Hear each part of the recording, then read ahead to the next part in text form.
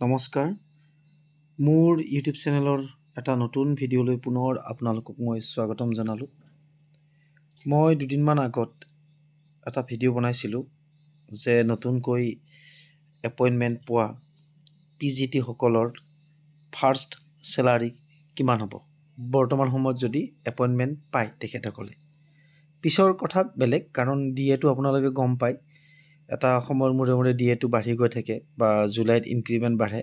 গতিকে আজি মই এইটো ভিডিঅ' বনাইছোঁ, কিন্তু হয়তো এবছৰ পিছত যিটো নেট এমাউণ্ট হ'ব, নেট চেলাৰী বা গ্ৰছ চেলাৰী, তাতে কিছু সাল সলনি হ'ব এমাউণ্টটো। এতিয়া চাব, মই কৈছিলোঁ যে যদি মই পাৰোঁ গ্ৰেজুৱেট টিচাৰসকলৰো ক্ষেত্ৰতো প্ৰথম মাহৰ দৰমহা তেখেতসকলে কিমান লাভ কৰিব আজিৰ দিনত যদি এপইণ্টমেণ্ট পায়, এই সময়খিনিত মই বনাম বুলি কৈছিলোঁ ভিডিঅ'টো। গতিকে মই আজি গ্ৰেজুৱেট টিচাৰৰ ফাৰ্ষ্ট মান্থ চেলাৰী কিমান হ'ব মই তাৰ ওপৰত এই ভিডিঅ'টো লৈ আহিছোঁ। ঠিক আছে, এতিয়া চাব, গ্ৰেজুৱেট টিচাৰৰ যিটো পে' স্কেল, তেখেতসকলৰ পে' বেণ্ড হ'ব, পে' বেণ্ডটোৰ ভিতৰত পৰে তেখেতসকলে।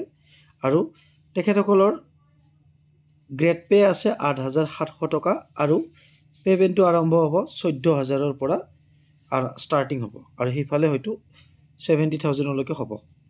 এতিয়া কথাটো কি হ'ল, 14,000 প্লাছ 8,700 যদি আমি যোগ কৰি দিওঁ, টোটেল পে' হ'ব বেচিক পে' 22,700 টকা।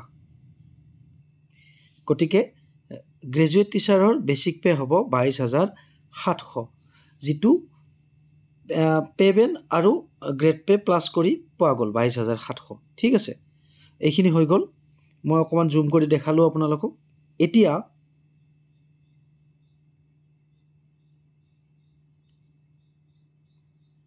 এইটো চাব আপোনালোকে, তেখেতসকলে এলাউন্স কি কি লাভ কৰিব। টেকনিকেল অব্লিক স্পেচিয়েল বুলি দিয়া আছে, 300 টকা এটা পাব। আৰু আপোনালোকে বেছিভাগে অৱগত যে আপাৰ প্ৰাইমাৰী আৰু গ্ৰেজুৱেট টিচাৰ হাইস্কুলৰ প্ৰায় দৰমহাৰ যিটো পৰিমাণ, মানে পে' স্কেলটো একেই, কিন্তু হাইস্কুলৰ শিক্ষকসকলে 300 টকা এটা এক্সট্ৰা পায়। কিন্তু সেইটো বেচিক পেড নহয়, সেইটো ফিক্সকৈ পায় তেখেতসকলে। গতিকে 300টো ইয়াতে সেইকাৰণে আপোনালোকক দেখাইছোঁ। আৰু ডিয়াৰনেছ এলাউন্স বৰ্তমান 55% হৈ আছে। গতিকে 55%টো কিহৰ ওপৰত হ'ব? আমি যে অকণমান আগত 22,700 টকা যে পালোঁ বেচিক পে', সেই বেচিক পে'ৰ 55% হ'ব বৰ্তমান DA। গতিকে 12,485 টকা হ'ব। মই যিটো ফ্ৰেছ এপইণ্টমেণ্টৰ কথা কৈ আছোঁ।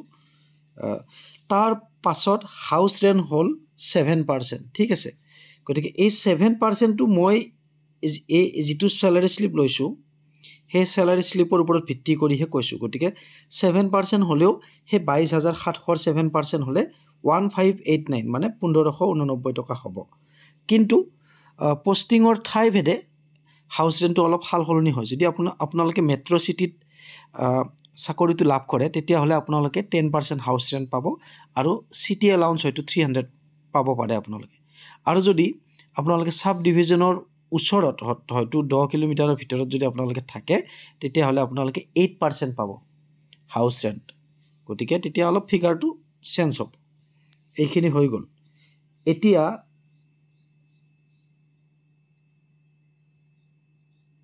এইবাৰ আহিলে মেডিকেল 600, মেডিকেলটো একেই। Graduate teacher, post graduate teacher এইখিনি একেই, বা LPৰ ক্ষেত্ৰতো একেই। গোটেইখিনি যদি প্লাছ কৰা যায়, গ্ৰছ টোটেল হ'ল 37,674 তেখেতসকলৰ গ্ৰছ চেলাৰী হ'ব। এতিয়া ইয়াৰ পৰা কিছু ডিডাকশ্যন হ'ব, কিছু মাইনাছ হ'ব। এতিয়া আহক আমি কি কি শিতানত মাইনাছ হ'ব সেইখিনি আমি চাওঁ। মই অকণমান জুম কৰি দেখাইছোঁ, চাব। NPSত কাটিব 10%। এতিয়া 10%টোত আপোনালোকৰ 22,700 টকা হৈছিলে বেচিক পে'। গতিকে বেচিক পে'ৰ 10% নহয় আচলতে, এইটো বহুতে ভুল কৰে। 22,700 10% হ'লে আপোনালোকৰ 2,270 টকা কাটিলে হয়। কিন্তু ইয়াতে চাওক আপোনালোকে 3,519 টকা, মানে বেচিক পে' প্লাছ DA। ঠিক আছে, বেচিক DA আছিলে 15,000 কিমান টকা, টোটেল বেচিক পে 22,700 আৰু 55% দিয়ে যিমান হয় সেই দুটা প্লাছ কৰি আপোনালোকে যিমান পাব তাৰ 10% NPS-ত কাটিব। ইয়াতে 3,519 টকা NPS-ত কাটিব। তাৰ পাছত GIS-ত কাটিব 60 টকা। আৰু যিখন মই বৰ্তমান আনিছোঁ চেলাৰী শ্লিপ, এইখন প্ৰভিজনেল। GIS-ত হয়তো আপোনালোকৰ যেতিয়া ফাইনেন্সৰ পৰা এপ্ৰুভেল আহিব তেতিয়া কিন্তু আপোনালোকৰ অকণমান বেছিকৈ কাটিব, হয়তো 200 টকা কাটিব পাৰে, মুঠতে ইয়াতকৈ অকণমান বেছিকৈ কাটিব। তাৰ পাছত পি টেক্সত কাটিব আপোনালোকৰ 208 টকা। আৰু এইটো চাওক আপোনালোকে MMSLY মানে মুখ্যমন্ত্ৰী আমাৰ এটা আঁচনি ওলাইছিলে নহয়, মানে আমি যিকোনো আৰু পৰিয়ালৰ গোটেই আমাৰ সদস্যসকলো আমাৰ লগত ইনক্লুড হ'ব, এই আঁচনিৰ ভিতৰত পৰিব। আমি যদি মেডিকেলৰ কিবা ট্ৰিটমেণ্ট কৰিব লাগে আমি ৰিএম্বাৰ্চমেণ্ট মানে আমি ঘূৰাই পাম পইচাবিলাক। আমি যদি মেডিকেলৰ বিল ছাবমিট কৰোঁ বা মেডিকেলত এডমিট হ'বলগীয়া হয় তেনেকুৱা, তাতে 225 টকা কাটিব গ্ৰেজুৱেট টিচাৰৰ ক্ষেত্ৰত। পষ্ট গ্ৰেজুৱেট টিচাৰৰ ক্ষেত্ৰত আছিলে 325 টকা। এইটো গ্ৰেড অনুযায়ী হ'ব আৰু আপত হ'লে আৰু বেছি কাটিব। গতিকে আপোনালোকৰ এইখিনি হ'ল ডিডাকশ্যন। তাৰ পাছত টোটেল ডিডাকশ্যন হ'ল আপোনালোকৰ 4,012 টকা। গতিকে গ্ৰছ আছিলে আপোনালোকৰ 37,674 টকা। তাৰ পৰা 4,012 টকা ডিডাকশ্যন হোৱাৰ পিছত নেট এমাউণ্ট 33,662 টকা, 33,662। এইটো এমাউণ্ট আপোনালোকৰ চেলাৰী একাউণ্টত ক্ৰেডিট হ'ব। এইটো আপোনালোকে ইউজ কৰিব পাৰিব।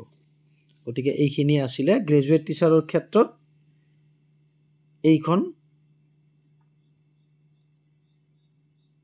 Salary slip. আপোনালোকে এইখিনি এমাউণ্ট লাভ কৰিব প্ৰথম মাহৰ দৰমহা হিচাপত 33,662 টকা। ঠিক আছে।